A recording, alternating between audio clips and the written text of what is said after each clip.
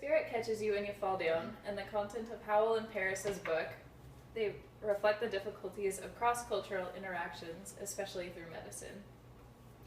In The Spirit Catches You When You Fall Down, there's a strong emphasis on the patrilineage within kinship practices.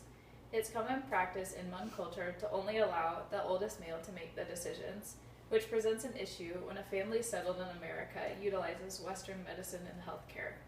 The book discussed the tendencies of doctors to want to ask the youngest, most Americanized members of the family, usually being young teenagers, about the care of a patient because of their ability to communicate in English.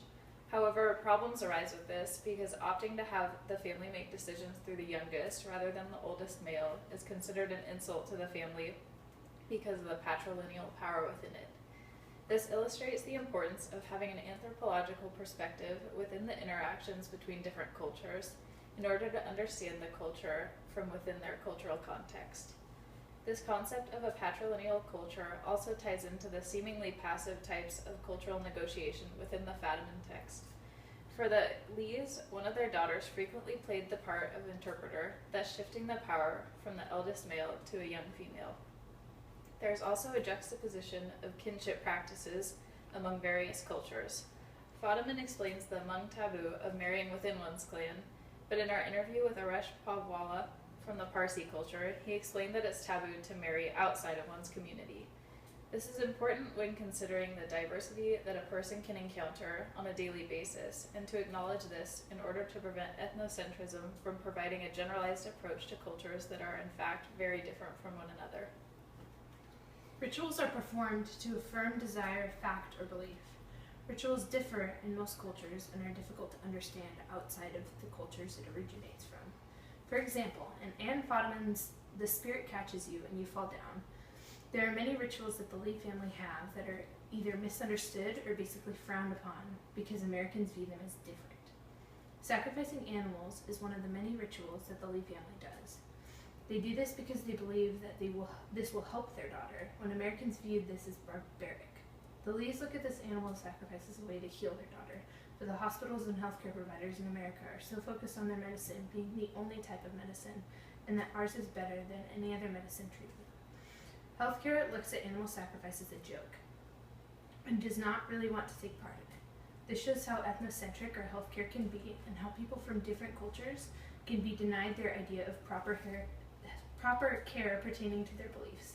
This ethnocentrism happens everywhere. People from many cultures are often denied their rituals. Aresh, the Percy man who I interviewed, told about the burial and death rituals, and about how those who thought that they were weird and eventually outlawed them because the people of other cultures did not like the way they handled their dead.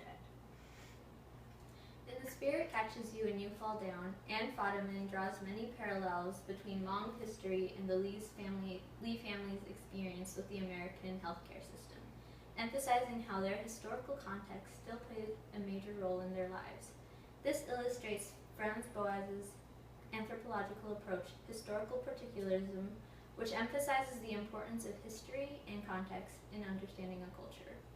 Throughout the text, Fadiman shows how the Hmong people in history have tended to have tense relationships with governing bodies and authority figures in other countries that they have occupied in the past. Whenever governing bodies, such as those in China and Laos, have tried to homogenize the Hmong people with their general population, the Hmong resisted adamantly. Similarly, we can see how the Lees distrusted American authority, particularly medical doctors. Regarding one of Leah's doctors in Fresno, Foa stated, "The doctor seemed like she was a good doctor, but she wasn't." Additionally, Nao Kao held Leah's doctors in Merced responsible for her rapid debilitation. Throughout many of their interactions with the doctors, Nao Kao and Foa were pretty skeptical about their capabilities to fix Leah's problems. In her biography about the Lee's experience with the American medical system, Anne Fadiman shows how Hmong history, both ancient and contemporary, influenced the Lee's interactions with Leah's American doctors, often causing tension. Although the Lees had been living in the U.S. for a moderate amount of time when their correspondence with the doctors started, their life in Laos still continued to shape their life in America. This shows us the importance of considering an individual's entire context when interacting with a person from a different culture. Both the Lees and the doctors participate in cultural negotiation and maintenance in Fadiman's text. For the Lees, this involves their struggle to balance their desire to treat Leo with Hmong traditional medicine with their desire to follow the directions the doctors were giving them. Even though they and the doctors were not approaching the problem from the same point, the Lees still had to negotiate how much of their culture they were going to give up to work with the doctors. For the doctors, culture negotiation also plays a major part, almost more obviously than for the Lees. As the medical providers, they are supposed to be attentive to the wishes and needs of the patient. This created some issues as the doctors had much difficulty in trying to get the Lees to comply with their instructions without being insensitive to their beliefs and practices. Every interaction with the Lees forced them to negotiate how much of their culture of medicine they were going to maintain and how much they were going to let go of for the greater good of the Lees.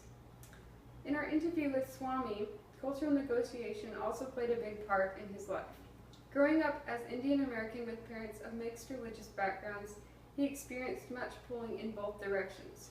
He told us about being a normal American kid, yet spending his weekends at big ethnic Hindu weddings or at temple. In a more global view, each person has to engage in cultural maintenance every day. With every decision one makes, we have to determine how much of our ingrained cultural perspective and beliefs we are going to stay true to and how much we are willing to change. In conclusion, a lot of concepts in culture and anthropology, such as kinship, ritual, historical particularism, and cultural maintenance and negotiation, are reflected in the Fadiman text. Knowing these concepts can help us in everyday life to understand and empathize more with people from other cultural backgrounds.